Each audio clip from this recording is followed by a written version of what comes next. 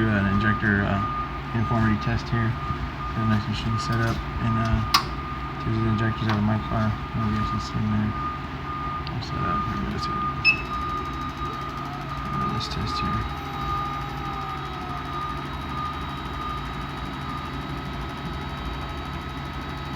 Definitely what you don't want to see.